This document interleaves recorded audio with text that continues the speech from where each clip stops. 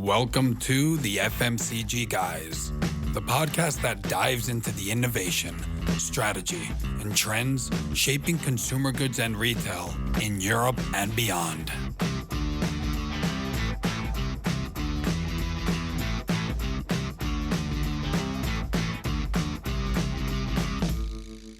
Welcome to the FMCG Guys podcast. I'm Daniel Torres. When I'm not hosting this podcast, I'm the Director of Executive Search at Dwyer Partners, recruiting top talents in the consumer and retail industries.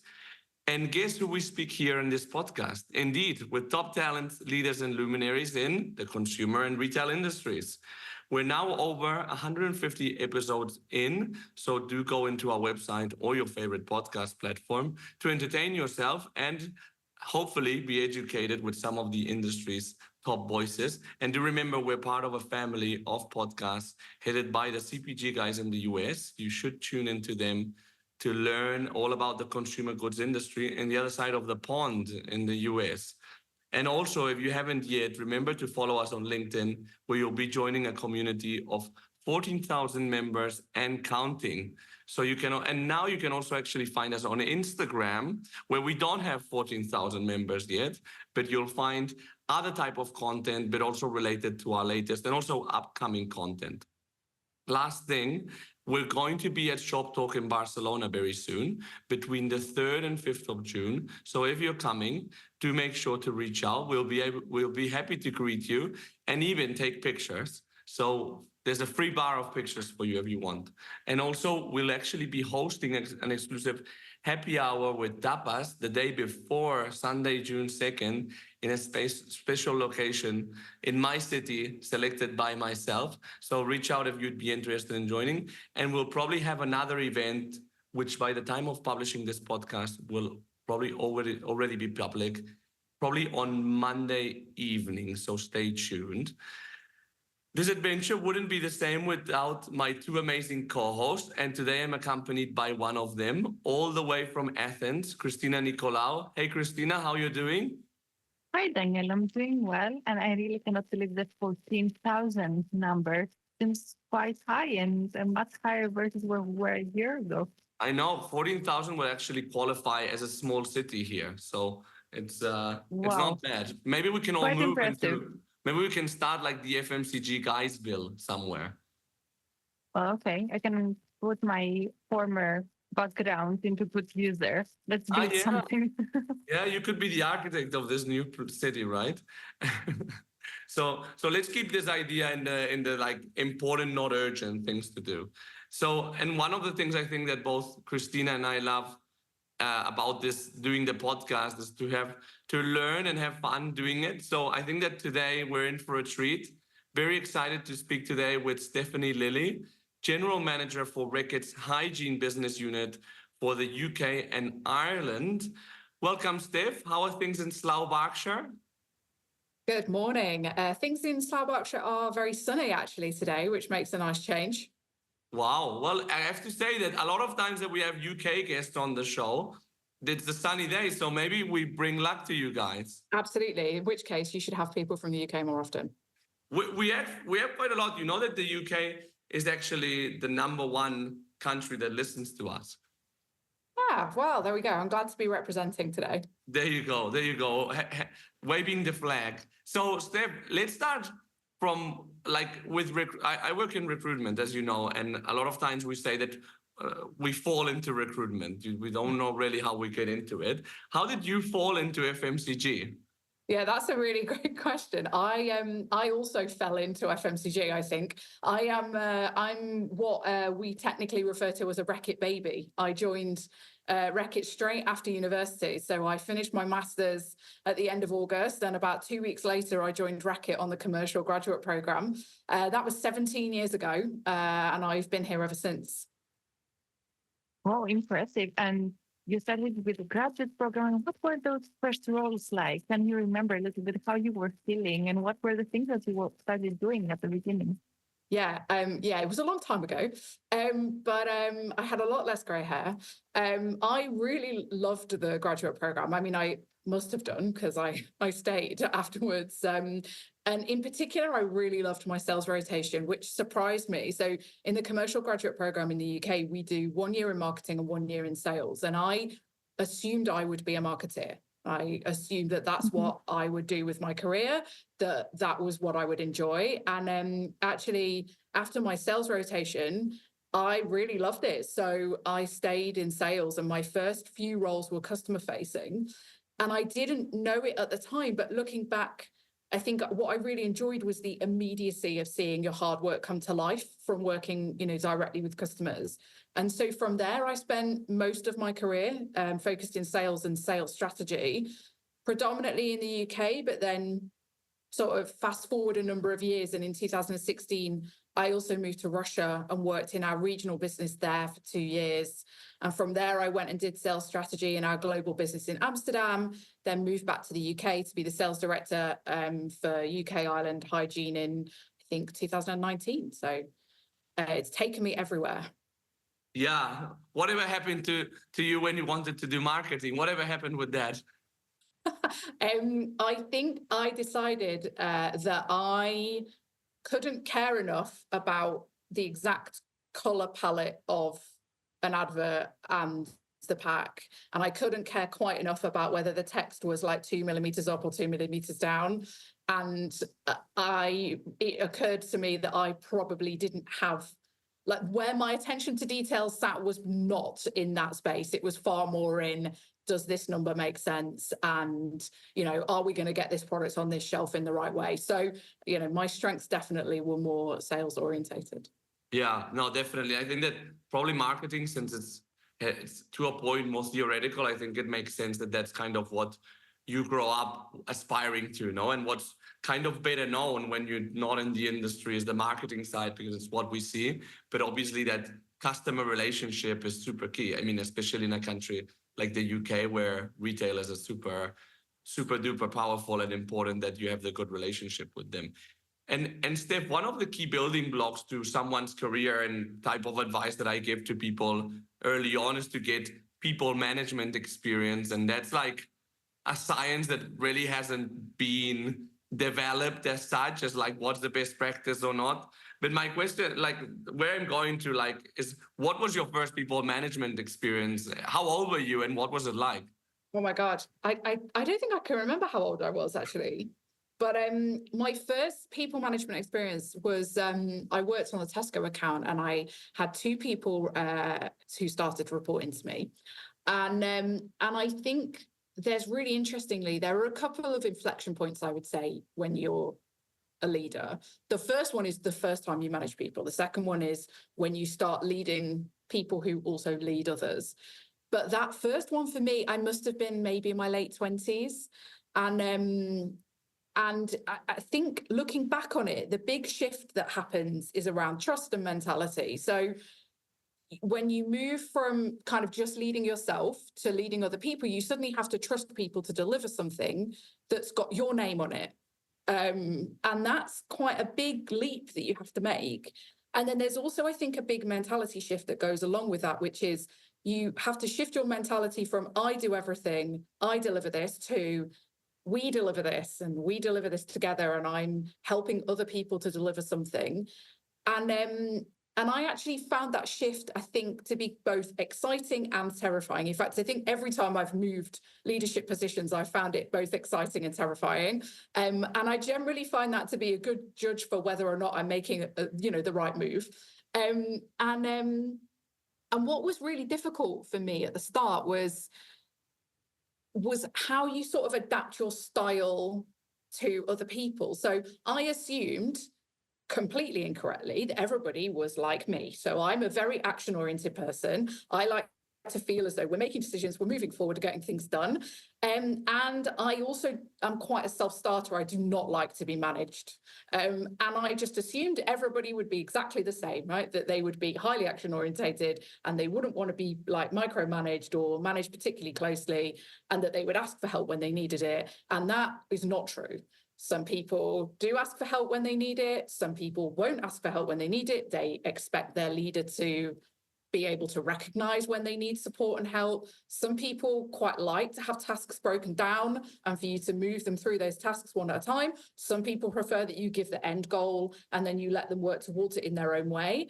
And that took me a little bit of time to figure out and get used to. And that's probably the biggest learning curve that I had when I first moved into managing people. And then I think probably that, you know, when I moved from leading, you know, just leading people directly to leading a team that were also leading their own teams, that was another massive inflection point. I mean, the level of trust that you have to have at that moment, it goes completely off the chart. You really have to trust the people around you to deliver. And your mentality has to shift again. So I think when you lead a few people or you lead directly a small team, you know, you lead from the front, you're, you know, leading by example, you set all of the right examples yourself.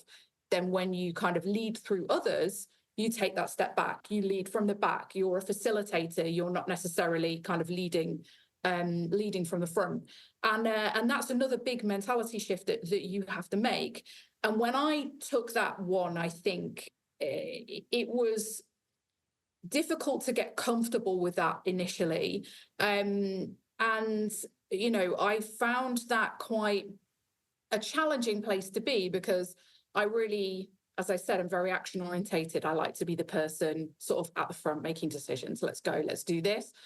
And I really had to shift from that to being the person asking the right questions and breaking down barriers for the team and facilitating. Because ultimately, I say this to my team when, you know, people that I first meet, I actually don't do anything in my job. Like my job is to facilitate them to do their jobs, to deliver for the business. That's not, you know, I actually don't physically do that much anymore. Yeah. And also like that's the thing, it's impossible to do things because you don't have the visibility of the whole organization. And as you said, you need to trust your direct reports that they'll manage their direct reports and maybe their direct reports in the right way, no? And that you are like the guardian of that, if you like, probably, no? Yeah, absolutely. You are the guardian of that. And you have to find a way. It's really interesting. I've done a lot of work on this over the last sort of 18 months to 2 years in particular. And one of the things you have to do is you have to find a way to get comfortable with the fact that you're not going to be involved in every decision. But you also have to find a way to balance that with getting the right knowledge about what's happening across the business so that you can make the big picture decisions and so that you can ask the right questions. And you can connect the dots between kind of what's happening in one part of your business with what's happening in another part of your business. And you will have to find a way to do that doesn't make people feel like they're being micromanaged, and also gives your direct reports the autonomy to go and run their businesses in the way that they need to be able to run them. It's a fine balancing act, and one that I sometimes get right and sometimes don't get right. And as you said, I think you put it really nice, Steph, that it's a very exciting and terrifying journey at the same time. And all those balance that you mentioned, it feels like very much a lot of acrobatics coming in order to be able to do everything at the same time. And it is a very big mentality shift for someone taking the first step of leadership and then becoming what I think in P&amp we used to say grandparent manager, when you have multiple generations of manager reporting to you. I'm wondering how does this evolve when you also get a cultural shift? So you mentioned that you moved to Russia at some point. So I guess like this must have been a different experience. What did you learn through that transition? It's a great point. My time in Russia, so I spent just under 2 years there and I lived in Moscow. And I absolutely loved living in Moscow. So it's an incredible city. It's probably one of the best experiences of my life. My husband and I both really loved it. It's also probably the 2 hardest years of my career. Especially the first year was particularly difficult. And I think I learned more in 2 years in Russia than I would have learned in 10 years staying in the UK. And I think that's because there are cultural differences. So, you know, I think I was talking earlier about different managerial styles and how you flex that for different people and different ways of working. That's definitely something that I learned more in Russia than I've ever learned in the UK. But then also the Russian market is incredibly different to the UK market. So the go-to-market model, our brand footprints there, the consumer habits, they're all completely different. And they took me a lot longer to learn than I had anticipated that it would take. And, it was the first time, I think I'd been at Reckitt for nearly 10 years and 9 years when I moved to Russia. Yeah. And, I hadn't really had a job in a number of years that required me to take a long time to learn. Normally I could move and within sort of 2-3 months, I could do the job pretty well. And then I moved to Russia and it took me probably 9 months really to be able to be competent. And then another 3 months to find some confidence. And then, so it was 12 months before I was really making the impact that I wanted to be making on the business. And so I also learned to have some patience with myself during my time in Russia and to enjoy the learning curve. And working in Russia is also where I learned to ask for help. And so, that is something that I take with me now, I think, into every job. You really, if you are finding something more difficult than you anticipated, the absolute best thing to do is to tell people and get the support that you need, because generally everybody wants you to be successful. You never come across somebody who doesn't want you to succeed. And so it's really important that you ask for support and you ask for help. And I learned that in Russia. And I think if I'd stayed doing jobs that I was very comfortable with, one after another, I would never have learned to ask for help. Yeah, I think that sometimes putting yourself in a extreme or challenging situation or unusual situation does make us create resources for that contingency, but then are useful for a lifetime, really. So, yes, for sure. And as I said, like the leadership skills that I learned in Russia, how I learned to flex my style with the team that I worked with, that was, but not just the people that I led, but also the wider organization that I worked with. That was invaluable. And one of the things I learned there that was super interesting is, so my Russian is not great. And I don't think I can remember any, but obviously I worked with a number of people who also didn't speak great English. So you learn to communicate in really short sentences and to give the exact information that you need to give in the simplest possible way to somebody so that they can understand what you mean, and they do the same back to you. And it really teaches you to be very crisp in your communication. Something that I learned there and then have probably lost again since I moved back. But I definitely kept some of that kind of crisp sharpness of like, this is exactly what I need to tell you and what you need to know. Which is important when you're, I think, going back to the leadership of leaders, sometimes you need to deliver like very simple like messages, maybe in 3s maximum, that are like the guidelines and the North Star of an organization ultimately. And speaking of which, now fast forward from the Russia experience, you're the general manager for the Hygiene business unit of Reckitt in the UK and Ireland. Can you tell us a bit what this business looks like in terms of like brand scale? Sure. So it's a pretty big business. It's got about 200 people, based predominantly in Slough, but with small offices in both Leeds and Dublin as well. The brands that I have in the portfolio include things like Finish, Vanish, Airwick, Harpic, Sillet Bang, and then some kind of local brands that people may or may not have heard of, depending on whether they've been to the UK, like Mr. Sheen, Brasso, Silvo, Winderline. And we work, I'd say with almost all of the trade across the UK and Ireland business as well. It has the particularity, by the way, that Reckitt's headquarters is also in Slough. So it's not any other business unit. It's like the home base of the company, which does make a difference. Absolutely. Although we split our business units across Slough and Amsterdam. So the Hygiene business unit is based in Amsterdam. Okay. Which is nice. It means I get to go to Amsterdam a couple of times a year. And also nice, I hope none of my business unit colleagues are listening, but it's also nice because it means they can't just walk down the road to see me. That's important as well. And you have quite a big organization, like 200 people. That's a lot. And coming from all the experience that you just mentioned, from gradually stepping into leadership, you're now a very seasoned leader with all that experience from Russia and the UK and Amsterdam as well. I'm wondering, how would you describe your leadership style now, after everything that you've been through? What is kind of like your current, I wouldn't say end leadership, because you're still evolving? Yeah, that's a great point that you made just there. Like, I don't think I will ever stop evolving as a leader, kind of tweaking my style, figuring out what works, what doesn't work, and trying to get better.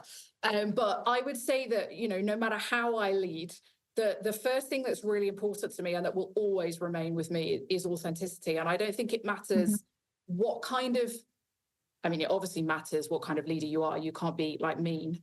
But as long as you are authentic, I think that you will be a good leader, because people will feel drawn to you if you're natural and the way that you come across is natural. And I think one of the worst things that people do is try to be something that they're not when it comes to leadership. Like, if you're somebody that can stand up and inspire people, then, you know, you should lean into that. And if you're not, if you're somebody that works better by having small groups or influencing people and inspiring individually, then, you know, you should lean into that. That's the way that you should lead.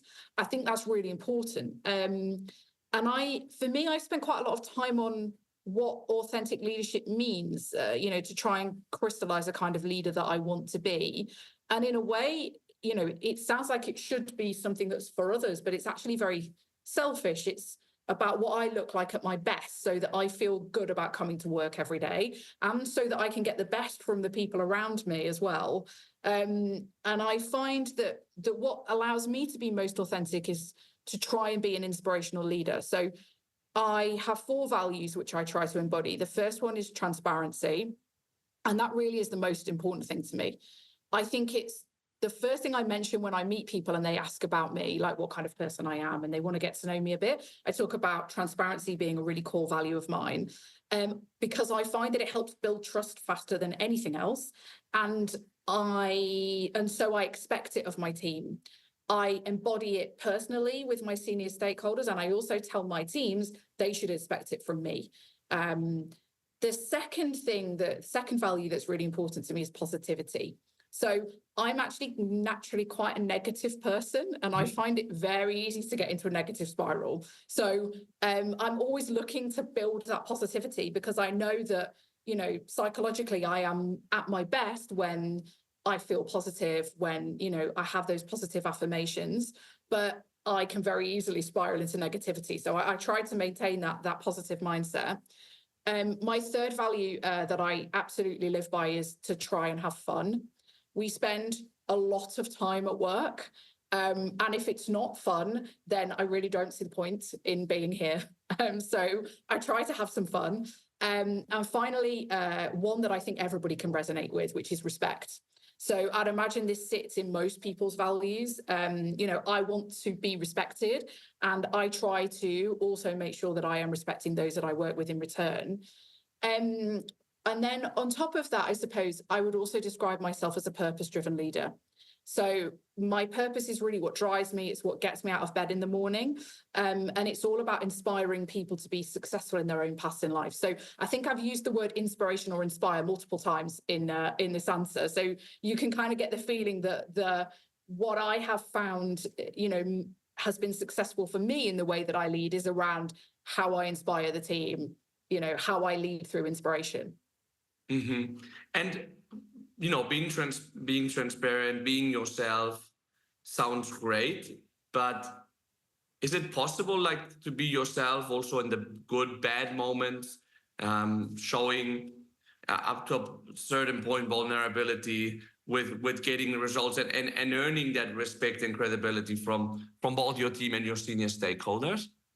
Yeah, I think that is a really great question. And honestly, this is probably the thing that is on my mind most often. And it's where I've been focusing my own development as a leader over the last kind of 18 months or so.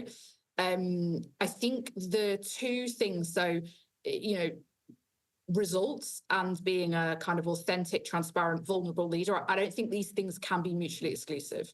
And also, in the spirit of full transparency, I don't always get this right. I think, I've mentioned that I'm quite an action-oriented person. And of course, delivering results is also ultimately, the responsibility of a general manager and anyone really in an organization that is a money-making organization. We're here to get results. However that's defined for the company that you work for. So, and it's really easy to get the balance when the business is performing well. It's much more difficult when results are challenging. And personally, what I've found is there are a few things that I've tried to focus on. So first is practice when things are going well. So, if you build the muscles of that kind of leadership that you want to embody while things are going well, then it's much easier to be able to practice those, when it's not going well, because you've already built that muscle, you know how to do it. Secondly, then recognize that different types of leadership are appropriate in different moments in time. So if, during a crisis, or if you need to dig the business out of a hole, a directive style is entirely appropriate. It's the kind of style of leadership that you probably need to embody in that moment, but that isn't sustainable for the long term. So you have to recognize when you're out of the crisis, or when you have dug yourself out of the hole and you're starting to rebuild momentum, then it's time to reflex your leadership style and, to be more kind of coaching, affiliative. That's more appropriate in those moments. But throughout this, I find that transparency is absolutely critical. So, and I find that has to be really consistent. It's important that the people around me understand why I've switched the way that I'm leading the team. And what I try to do then, especially more recently, is sort of bring my leadership team in on that and tell them, like, this, I'm going to be changing. This is how I'm going to be leading this. And that's because of, X, Y, and Z. And so then you bring them in on that as well. And that, also helps you all to feel more like you're, in charge of the business, that you're understanding. And then finally, I would say it's really important in these instances as a leader to cut yourself some slack. So, because you won't be perfect all the time. And that's also fine. And what's important is that you recognize the moments where you're not embodying the leadership that you want to embody, but you catch yourself doing that, you recognize it, you understand why, and then, next time things will be different. I guess it starts with being mindful and kind of like observing how you're living. You do this actively, and then you kind of take note, and then you can make course correct whenever it makes sense to do so. And I love how you mentioned that you need to build the muscle while the business is actually doing well, which actually implies that there is a certain level of hard work required to build that muscle. While things, are doing well, you don't really have to try, but you really need to be doing this actively. Before you mentioned Steph, that you're also very much a purpose-driven leader. I'm really wondering, how do you find the purpose? Like, you don't work for the UN, you work in the FMCG industry. So how do you find purpose within your job? Yeah, it's super interesting. I think the first thing to note actually is that finding a purpose is not a quick process for most people. And also I feel like we place this like lofty definition on the word purpose. And all it really is about, what speaks to you as a person inside and outside of work. And that for me is what caused the biggest tension, and why I actually found it really quite a long process to understand what my kind of personal purpose was, because something that resonated with me inside work didn't resonate with me outside of work. It was like, I want to make an impact. I think my first purpose statement was around making an impact. And then I thought, well, I actually don't care outside of work whether I make an impact or not. So then it was, okay, that needs to evolve and change. And I would say that, it's really something you could start working on at any point in your life, career. because it's probably going to change over time. What's important to you when you're in your early 20s may not be what's important to you when you're in your 40s or your 50s. What's important to you before you have kids may not be important after you've had kids. Like, so your what's important to you, what your purpose is going to change over time. Essentially, for me, what your purpose should answer two questions. So what makes you spring out of bed every day happy and motivated? It can't just be what gets you out of bed in the morning, because that could be, well, I need to go to work to earn a salary to pay my bills, right? It has to be, if I spring out of bed, if I'm happy, you know, I'm really excited, what is it that you've got going ahead in your day that's going to make you feel like that? And secondly, over a broader period of time, so if you think about a week, when you've had a great week, what does that look like? Like, what does a great week look like? What are the things that would make that a really positive experience for you? And I think you start by understanding the kind of person you are, what you like. When you're at your happiest, what does that look like? Then understand mental energy and where you get that from. And for me, that was where I spent a lot of my time. Like, what actually gives me energy, you know, beyond things like nutrition and exercise, like, but you know, societally, what gives me energy? And then I started crafting these things into a phrase. Then you sort of live with that phrase for a few months and then go back to it and see if it still resonates with you. And if it doesn't, then you need to tweak it. And if it does, great, you live with it for a few more and then you go back to it again. And if you had a job, that one of the questions I asked myself actually when I first started writing these like purpose statements and thinking about whether they made sense to me or not was, if my job was only focused around this, if there was nothing else in my job, it was just this, would that make me fulfilled or not? And if it would, then great, that's probably a really good purpose statement. And if it wouldn't, then you probably need to look at it again. And you sort of craft and tweak over time and you repeat that. And I think the most important thing is you will never answer this question sat in the office. You will answer the question at home, when you're out on a walk, when you're out for a run, when you're chatting with friends, when you're, you know, when you get yourself into a kind of different environment, but sat at your desk, you're never going to answer the question. And then the final thing to say is, I think, you know, there's been a lot of emphasis placed in recent years on finding your personal purpose and how that's a really important part of the leadership journey. And I would say, controversially, if you don't know why you do what you do, I don't think it matters. Well, I think that a lot of it is also, if you find something, I heard something the other day, I think it was on a LinkedIn post, like, don't go like career-wise where your passion is, go where you're good at, to the things you're good at. So that also can be a way to go, because I think that sometimes we put so much emphasis on like living your purpose and living your passion that can generate a degree of frustration, because this, of course, we do spend a lot of time working, but if it's fun, then you can also follow like your purpose and passion outside of work. No, maybe your purpose and passion is to have a big family or to give back to society. And there's a lot of time and a lot of opportunities to do that. And it doesn't need to be strictly related to your work, I think, no? I think that's a great reflection. I think as long as on balance, you're able to live whatever your why is, the majority of the time, it doesn't matter whether that is at work or outside of work or where it is. What's important is that you're able to do it, because if you're not able to do it, you will find that over a period of time, you really start to get quite miserable. Yeah. And so that's, for me, is why that purpose is, for me, it's been really important, because it's helped me to shape, you know, what roles do I want to do? What career do I want to have? Where do I want to put my focus and emphasis and my time? The reason I think I mentioned that if you can't crystallize it into a statement, it's not the end of the world. It's because as long as you feel like happy and fulfilled, and you know what you're working towards, if that makes you happy and fulfilled, and you kind of know where you want to be and what you want to do, you know, having it crystallized into a little sentence really doesn't matter. It's more about the feeling that's important. Yeah. Christina, you were looking with an interesting face. Keen to hear your thoughts as well.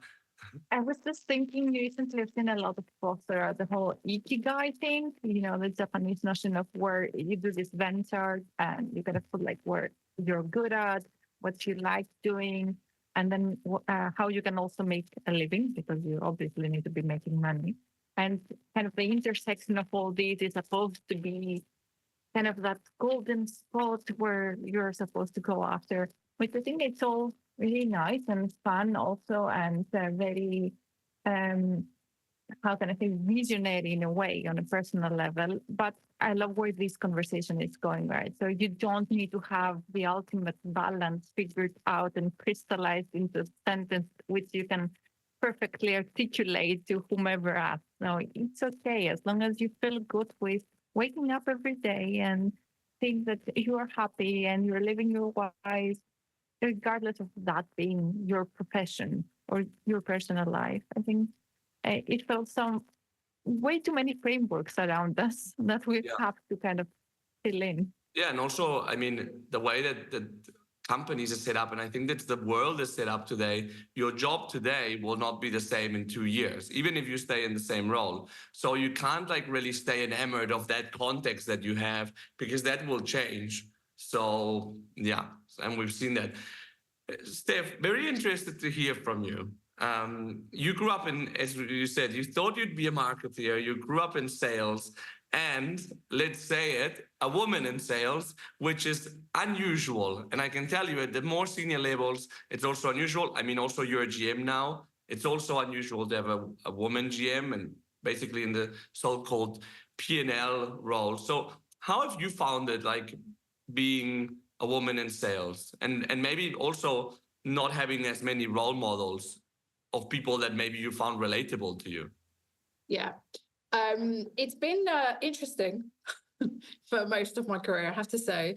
I got very used to being the only woman in the room. And unfortunately, I still am often one of very few women in the room at industry events. I have to say, it's incredibly rare at Reckitt now that I am in a minority in any of the rooms that I'm in, which is fantastic. But when I spend time at industry events, particularly when it's like senior stakeholders only, I generally find there's a lack of diversity in those groups.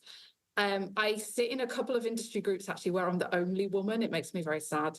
But that's not to say the industry hasn't changed significantly, because it has in terms of where I started, especially on the attitude to that. So I think the key difference that I would say is that now when I am the only woman in the room, there are generally people who are talking about trying to find a way to change that. So it will be an active conversation, not one that I bring up either. It will be from, the men in the room saying, we haven't got enough women in this group. We need to, create more of a balance. And that I really appreciate. Whereas the big difference to when I first started is nobody was bothered that we're the only woman in the room. And they didn't really understand, there was no sort of general recognition that potentially we're not getting the most diverse thoughts in this group, that there's probably a lot of groupthink, that we all are saying the same things and we're not getting a different perspective. Whereas now there's a real recognition that if you don't have women in the group, or if everybody is from the same race or ethnic background, or you don't have somebody with a disability, or you don't have some aspects of diversity in your group, you're just going to get people who think very similarly, and that is going to be an issue for the discussion. It means you won't have rich conversations. It means you won't have, the challenging dynamic that you really need to have. Role models is super interesting. So I don't recall having specific women role models when I kind of grew up in sales in the UK. But what I have learned about role models is that you will never find someone who is the perfect embodiment of what you want to be. So what I've started doing, I'd say sort of over the past 5 years, is finding people who are great at something I also want to be great at, and then looking at them as a role model for that specific thing. So this person is really great at balancing their work and life. This person is a great presenter and I would love to present like them. This person is incredible, inspirational, like leader and speech maker, and I want to take that from them. This person's brilliant at influencing. I want to take that from them. And I look and I pick all those bits and pieces from different people.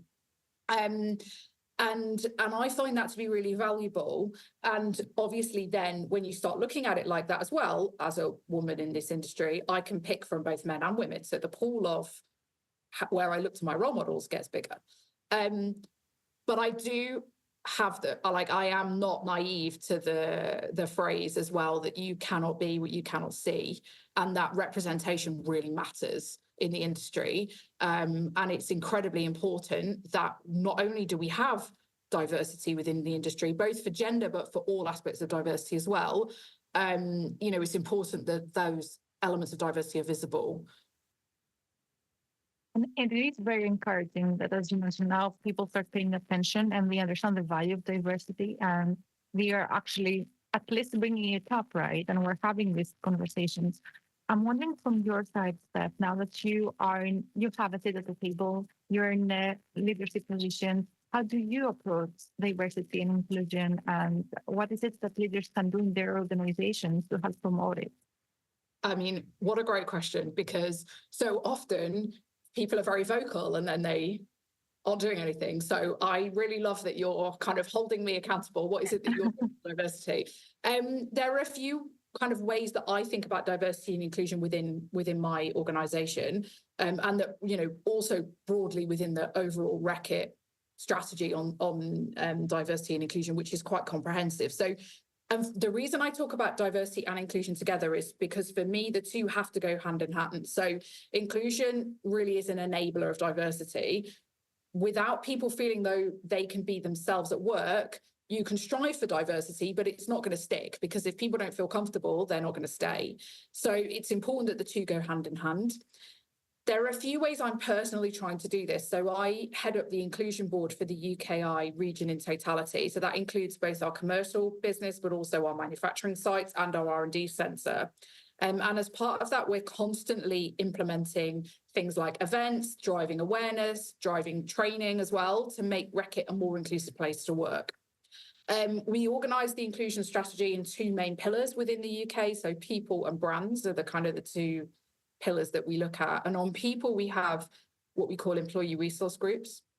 And we have several. So we have women at Reckitt, LGBTQ plus at Reckitt, race and ethnicity, disability. And this year we're trying to establish as well a work stream on social mobility, which is something I know that a number of other companies have been doing for a few years, and we are probably a little bit late. But for us, we had this realization that a number of aspects of diversity can be tackled through creating more social mobility into the organization, particularly through recruitment and acquisition of talent. So that's super important as well.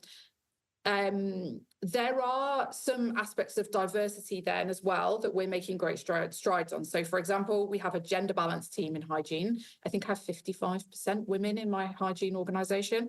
And I actually have a leadership team which is predominantly women, with all the big P&L roles held by women.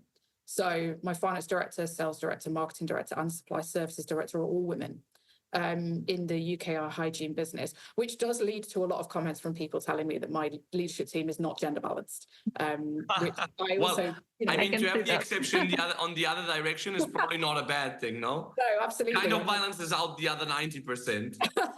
It absolutely does. I think the answer I normally give is when your leadership team is gender balanced, I will make my leadership team gender balanced. So that's a little bit of the response I normally give there.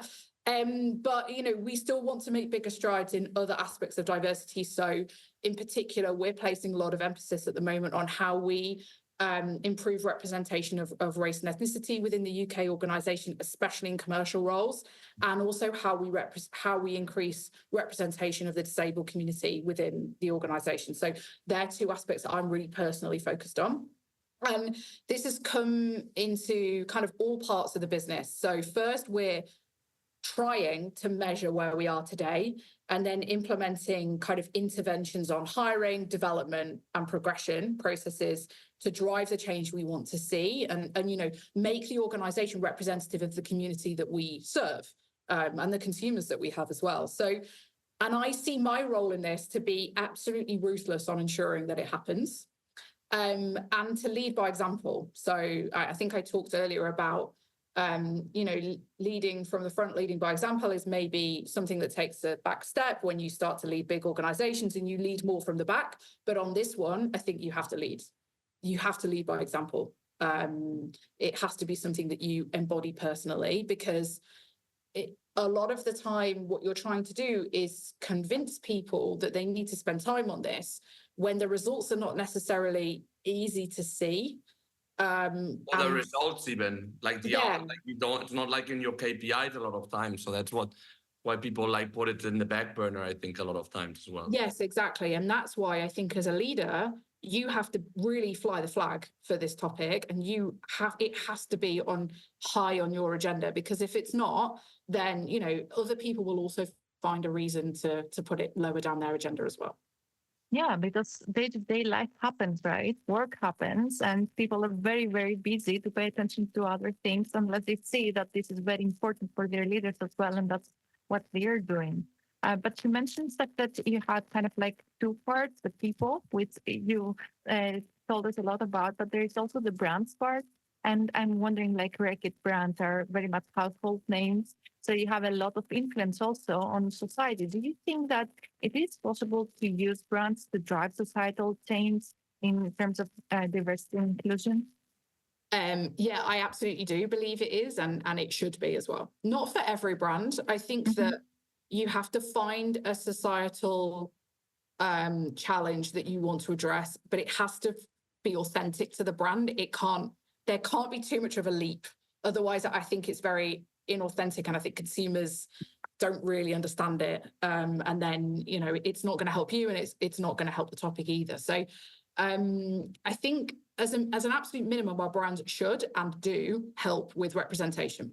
So, and every brand can do that. So they, the brand has to represent the community you serve and the community that you live within, I think. Beyond this, though, there's an opportunity for some brands to shine a light on topics that support and drive change. So we have a couple of really great examples in the UK. One is on our Nurofen brand, which actually sits in the health business unit. So not part of my portfolio, but a phenomenal example. So I'm going to give it.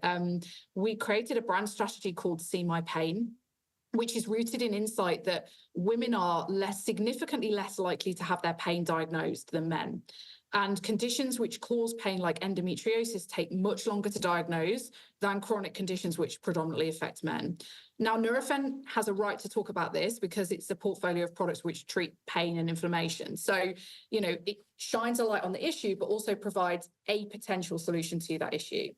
So we talk in this strategy about the gender pain gap, which is influenced by several factors. There's kind of a historical lack of medical research into women's specific pain. There's a lack of mandatory training for healthcare professionals on women's specific conditions in the UK.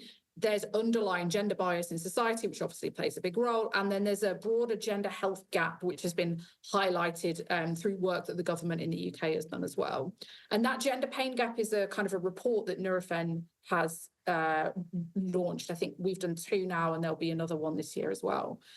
But it's also important as a brand, when you take on something like this, that you tackle the wider societal challenge yourself as well. So we know that one of the biggest challenges is that women's health research is underfunded. So, which is why, as a business, we've also invested into, female-focused pain research and gender bias training for over 10,000 healthcare professionals in the UK as well. So it's about, walking the walk and talking the talk. Both are really important.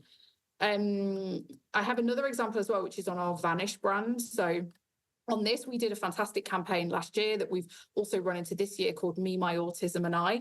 And where this comes from is about shining a light on the lived experience of the autistic community. So it's, making clothes live longer, which is kind of something that Vanish has been striving towards for a few years, can be absolutely fundamental to that community. So familiar clothing provides comfort to people who are autistic, and clothing sensitivity is something experienced by many autistic people, which means that keeping their clothes fresh for longer and maintaining the longevity of those can be incredibly important and real lifeline for people. We also discovered as we did this work that girls generally have to wait longer for an autistic diagnosis than boys. And that's also something we wanted to shine a light on as part of this work. And so we collaborated with our disability ERG with a couple of organizations, one called Ambitious About Autism in the UK, who we've partnered with for 2 years now. And we continually partner as well with an organization called Neurodiversity in Business in the UK, to make sure that we were being respectful to the topic, but also because one of the things we recognized as we started working on this is that we have a long way to go on being a neuro-inclusive organization ourselves. And so, we also need to be supporting our colleagues who are neurodiverse and making Reckitt an easier place to work if you are neurodiverse. And one of the wonderful things about doing the work on this campaign is that it's forced us to be better at that and to understand what we need to do differently and how we need to go about it. And now I have to say, we are by no means perfect on this, but we at least know what we don't know. And we are making strides and moving forward. So that's also, a really great aspect of when you get your brands involved in a topic. It also allows you to become better at that topic yourself as an organization, which means you can make a positive impact for your team as well. Yeah, and going back to the purpose part, I think it's a great way to a bit create a purpose of what you're doing day to day to have like an impact on society. Like my brother is actually in the spectrum of autism, so I can really relate to what you're saying. And it is true that companies are not really ready, because I think that at least my brother has a lot of potential, he's super smart. But of course, the social aspect is the complicated part, no? So to raise awareness with that. And by the way, I love puns. So I have to say, apart from the mission, I love the gender pain gap. It's and there's no place for puns like England, right? So that's absolutely right. So I love that. Steph, so you've had an amazing career. I love this conversation because you gave a lot of examples, and I love the high level of self-awareness that you have, which I think is probably part of the secret. But if you had to give one piece of advice to yourself as you were starting your career out of university, what would that be? This one is actually pretty easy for me. I get asked this question a lot, actually. And my answer is always the same. I would tell myself to be far more patient. So I think I spent the first 5 years of my career constantly being like, what's next? What's next? What's next? And I would tell myself to just enjoy every role, enjoy every learning experience, enjoy the ride, rather than constantly looking for the next thing, because I think it drives a level of anxiety in you that is not healthy and not necessary.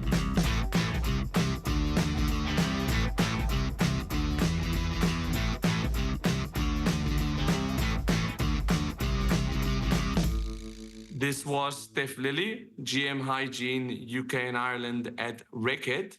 Christina, what are your takeaways from this conversation? Oh, what an interesting conversation, Daniel. I mean, Steph is really a role model, one of those that we discussed looking after with her. I loved at the beginning how we started discussing a bit on leadership and how she distinguished between becoming a manager of others and then a manager of managers, right? A leader of leaders.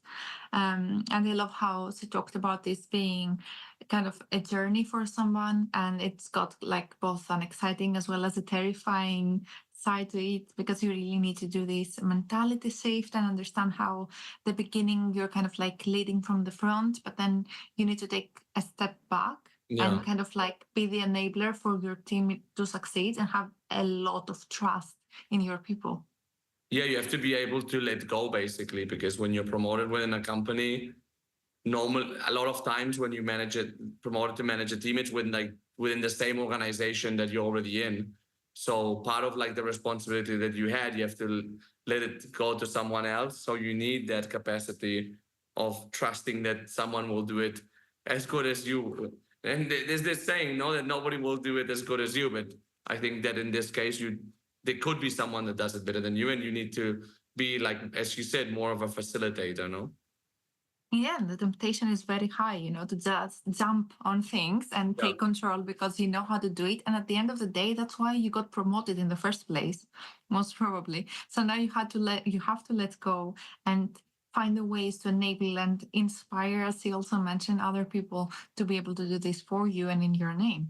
Yeah. Also, I like that she has like a clear set of values, which I think is good. Like, even if you have to flex your leadership style, because you're gonna be managing different teams, people, things change, but to have like a clear set of values is good. She talked about transparency, positivity, fun, and respect. I thought that was very cool as like to have that as like a basic, no, as a ground rule.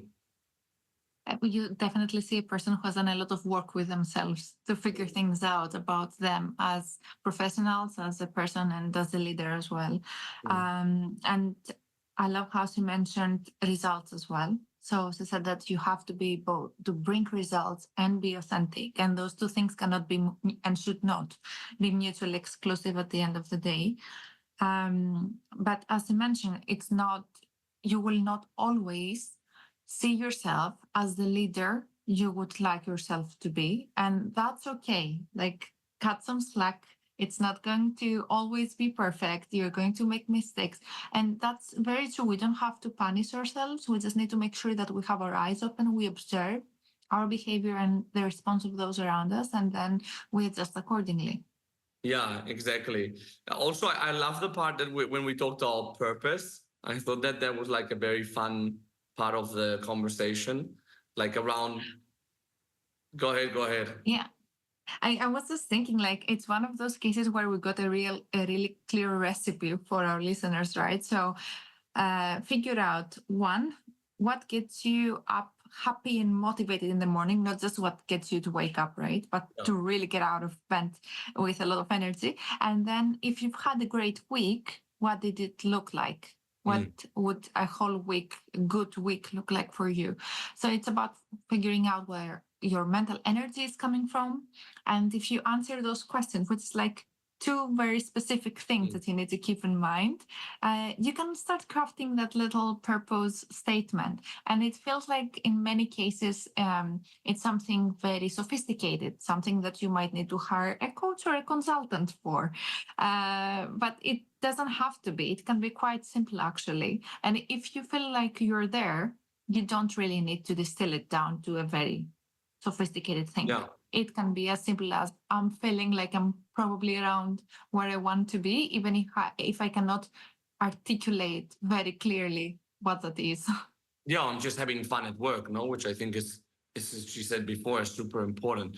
I think I also like when we talk about like being the only, like one of the only women in P&L roles, and how she deconstructed the part of role models. I thought that was very interesting, but sometimes I think we think of role models as like somebody that's to like fully represent what we want to be. And I thought it was super interesting and really realistic, like finding people that are great at something you want to be great at, but something specific, no? Maybe somebody that's very good at like managing senior stakeholders, or somebody that's very good at negotiation. And it doesn't necessarily have to be like that one person that you look up to and you really want to be like that person.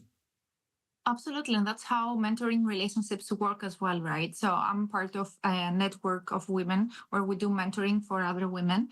And it's you always need to have a very clear objective. So you reach out to another woman to be mentored on a specific thing.